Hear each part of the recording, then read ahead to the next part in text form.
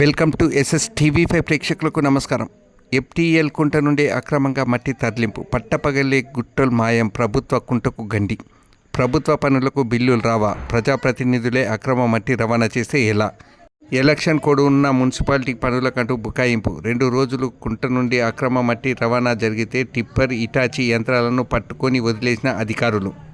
మెదక్ జిల్లా తూప్రాన్ మున్సిపాలిటీ పరిధిలోని మట్టి అక్రమ రవాణా ఆగడాలు ఎక్కువైపోతున్నాయి. మున్సిపాలిటీ పరిధిలోని ప్రభుత్వ ఆసుపత్రి ఎదురుగా ఉన్న లింగాల కుంటలో నుండి పట్టపగలే ఇటాచీ యంత్రంతో మట్టి అక్రమంగా తవ్వుతూ తరలిస్తున్నారు.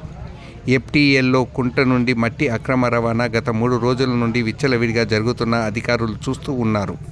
ఫిర్యాదు చేస్తే తప్ప అధికారులు పట్టించుకోవడం లేదు. ప్రభుత్వ కుంటలు అన్యాక్రాంతం అవుతున్న సంబంధిత రెవెన్యూ, ఇరిగేషన్ అధికారులకు చలనం లేకుండా పోతుంది.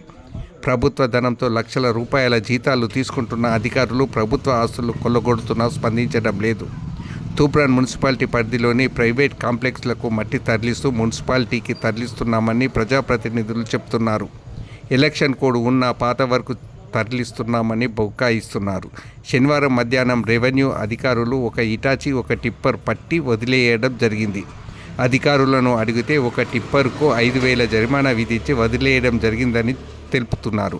పై అధికారులు ఏం చెప్తే చేయడమే మా పని అని అధికారులు సమాధానం చెప్తున్నారు.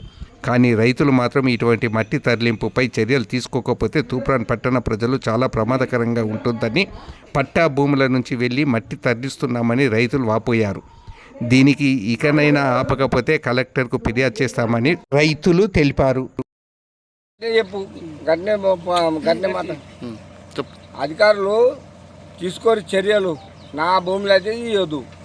కుంటలకి వెళ్ళి ఇస్తారు, కుంటలకి వెళ్ళి తీస్తారు. ఇంకా ఎంతలో తీసినా కానీ వాళ్ళకు ఎవ్వరికి సిగ్గుచేయడం లేదు. నా పట్ట భూమిలోకి వెళ్ళి ఎత్తుర్రు.